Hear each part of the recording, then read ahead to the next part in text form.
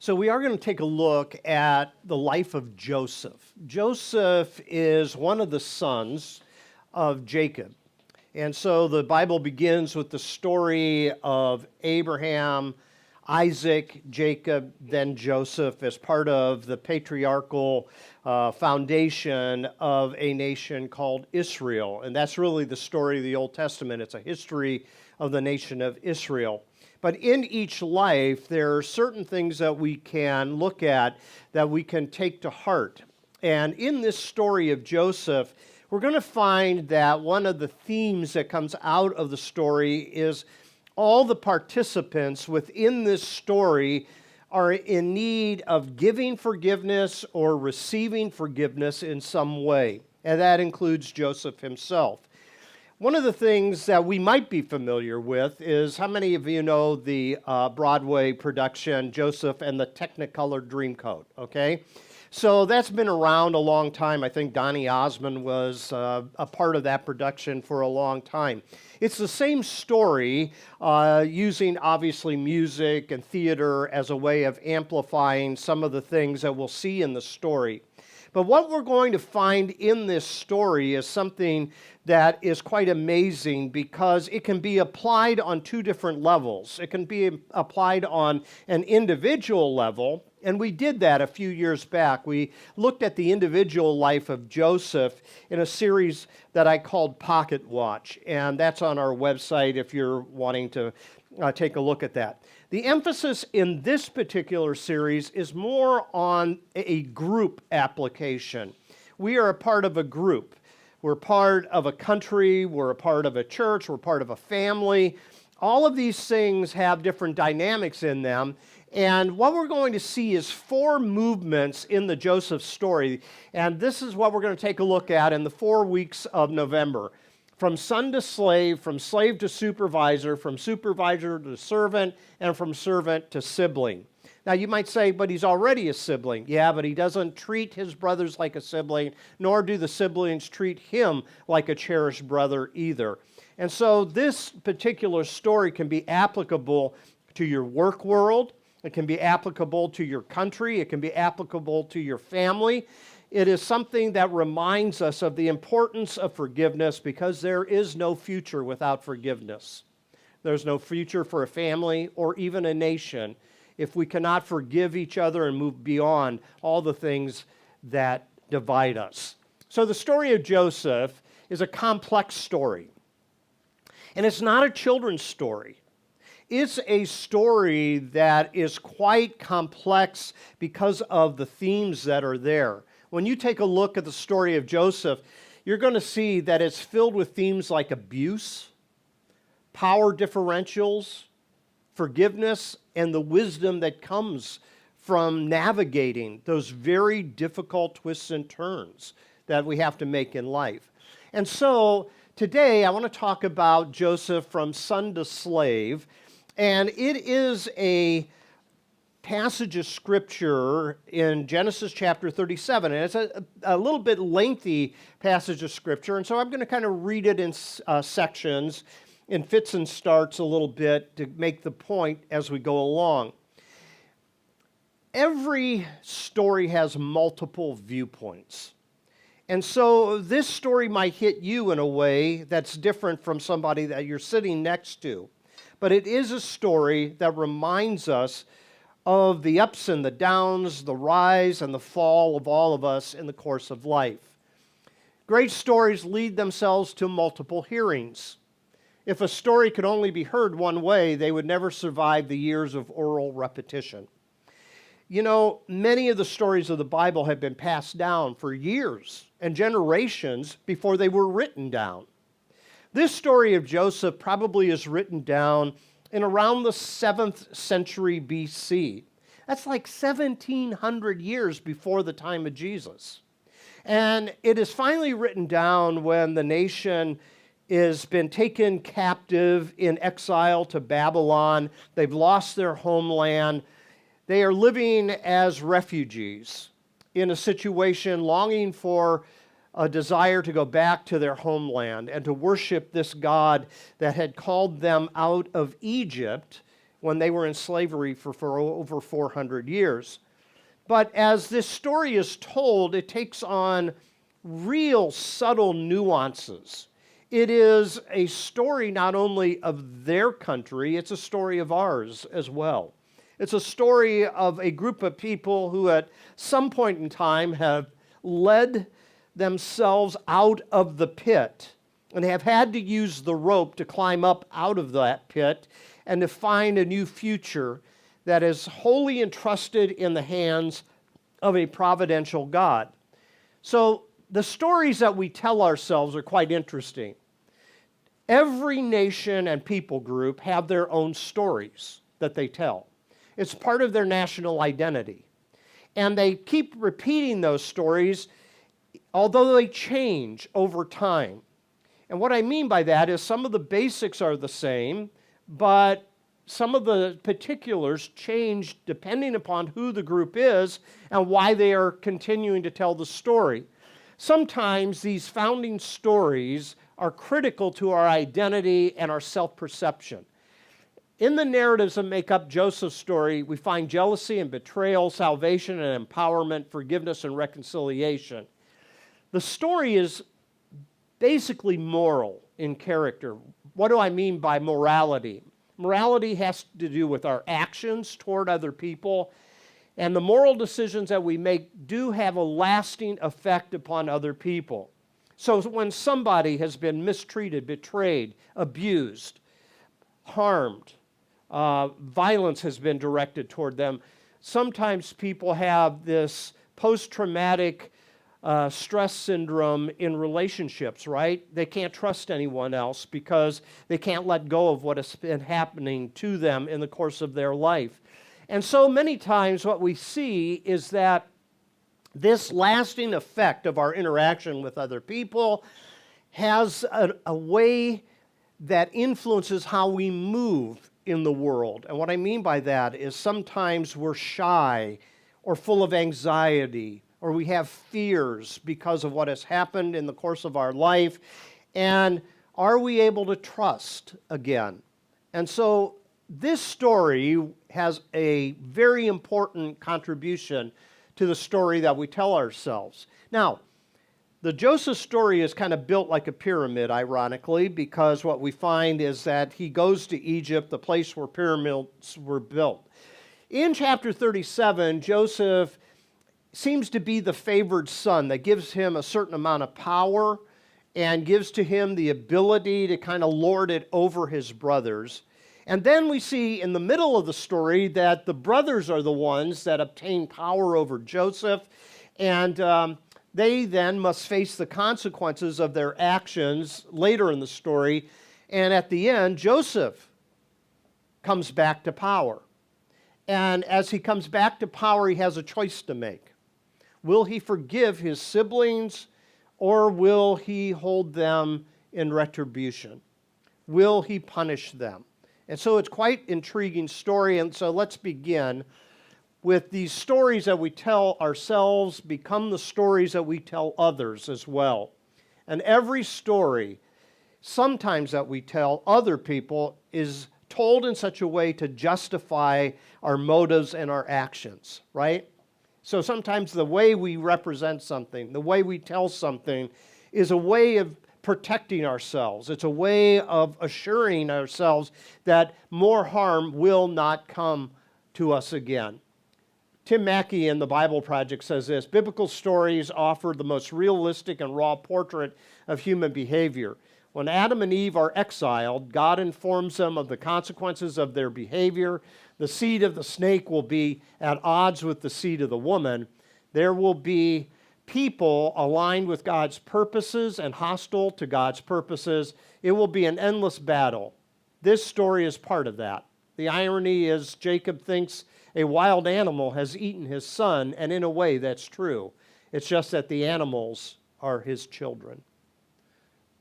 Okay, so when we think about life and what we navigate through and how it contributes to a national identity, here we are in the month of November. And so Thanksgiving is coming. And the original Thanksgiving, you know the story by the picture here. The Pilgrims and the Native Americans sit down and have a peace meal together. But in reality, Thanksgiving has become something so much more than that, right? Sometimes we don't really think about that initial story, whether it's true or not, whether it's accurate or not. All we know is this story kind of set the course in a way to develop who we are as a nation. So we take this period of time each year to give thanks for living in this country, to give thanks for the blessings that we have, and so forth. But it becomes something more. It becomes a symbol that it is the start of the holiday season, right?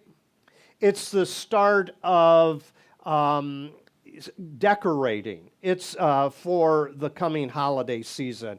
It's the start of shopping to buy gifts for your loved ones. For years and years and years, we have held Thanksgiving dinner at our house, and my sister and her daughter, they come up and we eat, and we watch football like every other American family, and then they have to take off because this was when Black Friday started on Thursday evening at 6 or 7 o'clock at night, because that was the thing that they did. That was part of their not culture, but their rhythm and routine, and they'd leave and they'd be out until all hours of the morning. I go, there's nothing that I can say that's worth doing that. We're all different. Here's my point. You have in your mind this national symbol of Thanksgiving and what it means to you. It might bring people in from far away that live far from you. It might do a lot of different things. So this story of Thanksgiving does so much more. The story of Joseph does so much more than just tell the story of an individual. It's telling the story of a nation. Because if you put their story alongside Joseph's story, you're going to see what Joseph goes through as an individual is what the nation went through collectively as well. Because they will go into exile, and they will have to come out of exile, and they will have to find a way of climbing up out of the pit and to be given new hope and to be given the assurance that there is a tomorrow, there is a future for them. So let's think about this. The exile for the nation of Israel is the death of their national identity. Now, this comes a little bit after the book of Genesis, but what we find is that the nation of Israel will be taken into captivity by Egypt, first of all, in the book of Exodus, and then much later, you have the nation, powerful empire of Babylon that will come in and destroy their city and take their people back to their homeland. And it will be there in exile that they will cry out for a new beginning. And they are crying for a Messiah to come to help them do that. Well, that story doesn't begin with their national story. It begins in Genesis earlier with Adam and Eve, who are exiled from the Garden of Eden because of their actions, and they are placed outside of this idea of paradise. And here comes the pattern that has an apex in the Joseph story. There's deception and murder and sibling rivalry and all these type of things earlier in the book of Genesis, but it leads to this story where Joseph goes from high to low, back to high again. So chapter 37. In chapter 37, I'm going to just give you the essentials of the story. In chapter 37 of Genesis, here's how it begins.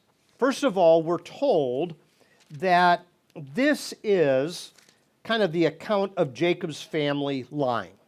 So chapter 37 kind of gives a family history, if you will. So Jacob has a son by the name of Joseph. Here's what it says. Joseph, a man of 17. Do you see there? You skip all the way to when he's a teenager. We're told nothing about his years of being a baby or toddler or anything like that. Joseph, a young man of 17, was tending the flocks with his brothers, the sons of Bilhah and the sons of Zilpah. Let me stop there. Jacob has 2 wives and 2 concubines. The two wives, Leah and Rachel, give to him sons, but for a while his favorite, and this is a whole different story, his favorite wife is Rachel. And Rachel is unable to conceive and unable to give him a son. And so Jacob takes matters into his own hands, and he also has sons through two concubines, Bilhah and Zilpah. And of course, what happens later is finally Rachel does get pregnant and has a son, and Joseph becomes the favored son of 12. Okay, got it? 2 wives, 2 concubines, 12 boys. Okay? All right. It says here, he brought to his father a bad report about these siblings. Okay, first mistake, Joseph is a rat. Okay? He knows he's favored, and yet he rats out his brothers for whatever they're doing wrong. And then the next verse says, now Israel, that is Jacob, his name is Jacob, that's changed Israel in the Genesis account. Now Israel loved Joseph more than any of his other sons because he had been born to him in his old age, and he made an ornate robe, the Technicolor Dreamcoat, okay, an ornate robe for him. When his brothers saw that their father loved him more than any of them, they hated him and could not speak a kind word to him. Get the picture? Sibling rivalry all along, fighting all along, desiring their father's attention all along, wanting their father's love all along. But Jacob pours it out on Joseph, pours it out on Joseph, pours it out on Joseph, and gives Joseph the Mercedes, right? Not the Pinto, right? Gives to Joseph all that shows that he's the favored son, and then what happens? Sets Joseph up for being abused. Verse 5, Joseph had a dream, and when he told it to his brothers, they hated him all the more. Well, what is that dream? Well, one is a dream about sheaves bowing down to him, and the other is the dream of stars bowing down to him. Listen. He says, listen to this dream. We were binding sheaves of grain out in the field when suddenly my sheaf arose and stood upright while all your sheaves are gathered around mine and bowed down to it. Claiming superiority, right? I'm more favored than you are. I have a position of power. Yeah, if that's not enough, his brothers say, do you intend to reign over us? Will you actually rule over us? And they hated him all the more because of his dream. Now, where there's one dream, there's a repetition. A second dream. Here's a second dream. He says, I had another dream. This time the sun and moon and 11 stars were bowing down to me. When he told his father this dream, as well as his brothers, his fathers rebuked him and said, what is this dream you had? Will your mother and I actually come and bow down to the ground before you? Yes, you all are bowing down to me. Okay? The privileged child. The one that has all these expectations that everything is going to go well for him. But these dreams, as it turned out, seemed to be his destiny, as we'll find out in the weeks ahead. What we need to know now is his brothers were jealous of him, and his father kept that matter in mind. Then Jacob tells Joseph to go out and do reconnaissance again upon his brothers, how they're doing out in the field. This time, something happens. This time, they see him coming. And as they see him coming, they all huddle together like in a football game, and they said, let's kill him. Let's kill him. Let's get rid of this guy. Here comes that dreamer. They said to each other, come now, let's kill him and throw him into one of these cisterns and say that a ferocious animal devoured him. Then we'll see if his dreams come true. You'll see, Joseph. So here he comes. But one of his brothers, Reuben, has second thought about it and said, let's not take his life. Don't shed any blood. Throw him into the cistern here in the wilderness, but don't lay a hand on him. And Reuben said to rescue from them and take him back to his father. But what comes next is so symbolic. They strip him of his robe, the ornate robe he was wearing, and they took him and they threw him into a cistern. The cistern was empty, there was no water in it. So he's thrown into the pit. And it is there that he is left to die. Reuben, I think, was going to come back and throw the rope down and rescue him. But what we find is they decide to leave him there, to die down in the pit. And then what they do is something strange. And it's characteristic really of who we are as human beings, to overlook the tragedy and suffering of another person. You know what they did next? They sat down to eat their meal. And here's Joseph in the pit, and he's crying out and calling for rescue, and he's pleading with them to save his life. And they're sitting there eating their lunch. As they're sitting there eating their lunch, along comes a caravan. It's a caravan of slave traders. And we're told here that as they are on their way on the road, you see another idea come to their mind. Let's sell them. Let's sell them into slavery. Let's not kill them. They had some superstition. Judah said, let's not do that. They had some superstition that maybe the blood would cry out from the ground, sort of like Abel's blood is crying out from the ground when Cain killed him. Come, let's sell him, Judah says, rather to this band of slave traders. And so along come these merchants, and he is sold for 20 shekels of silver. Divide that by 11. That's just a little bit over 1 shekel apiece when they divide it up. That's not much. He's sold for nothing. His life is so disregarded that they just sell him for a pittance. When Reuben returns to the cistern, verse 29 says, he sees that Joseph's not there. I don't know where Reuben is. Maybe he skipped lunch. I don't know. And Reuben tears his clothes. He knows what this is going to do to his dad. It's going to kill his father, knowing that Joseph has died.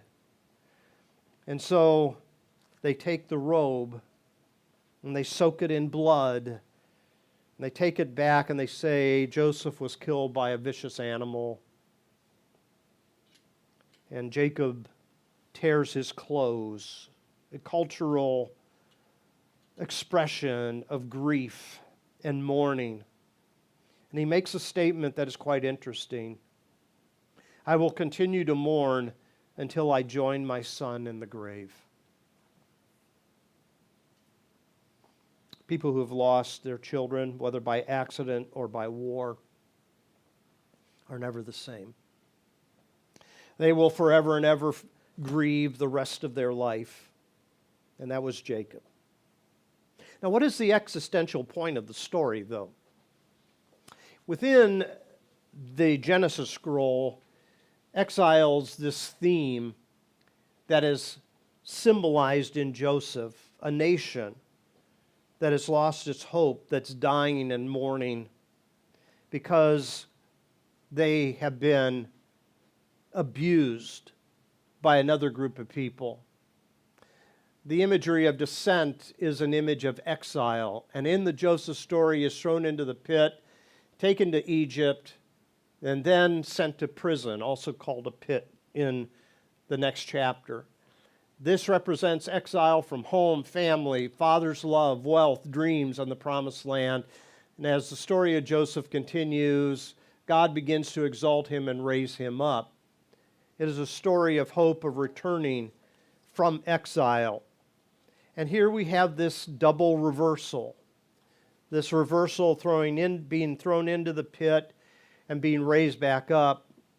And when a famine comes, we'll see this next week, there is this framing story that now the family of Jacob needs Joseph because he will go from not only son to slave, but he will go from slave to supervisor for Pharaoh's court. The betrayal that's found in this story is the backstory of thousands of years of human experience where we sell out other people because of our own insecurities or for the sake of our own privilege. And sometimes we choose to commoditize other people for our own sake and our own advantage and our own privilege. And so think of several images in this story. The coat of many colors, symbolizing our privileges. The pit, representing the death of our dreams. And the rope as a way out. But it takes a while to climb up out of that pit at times. And at the end of that rope sometimes is a journey that takes course over a lifetime. The journey into the future, though, is in God's hands. And the implication of Genesis chapter 37 is that Joseph is an individual that is puffed with pride, and these dreams he uses to elevate himself above his siblings. But the betrayal of the brothers is an indicator of the rivalry of the human race and our desire to put others down to elevate ourselves. What is sad is after betraying him, the brothers sit down for a meal.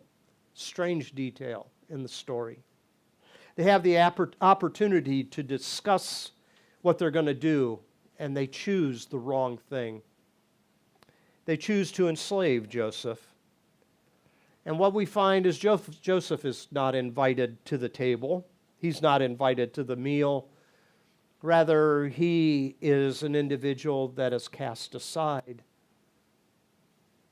This story is a story of how we enslave other people by our attitudes and our prejudices, by our desire to take elevation over other people, to use it for our own sake of privilege. It's a reminder in many ways that what is true of us as individuals can become true of us as a nation as well. And not just our nation, any nation around the world. And a chance for lasting peace in this world is at the negotiation table that sits down and is willing to discuss things rather than using violence as a way of taking resources.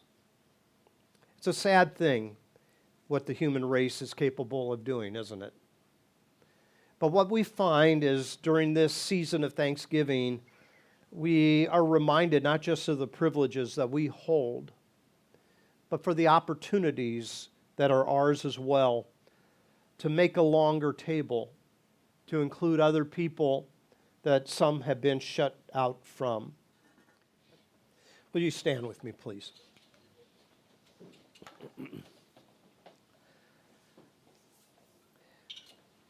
May the Lord bless you and keep you. May he lift his face and countenance upon you. May he be gracious to you. And may he give you his peace. And may we be the peacemakers that are called sons and daughters of God. Amen and amen. God bless you all. Thanks for coming.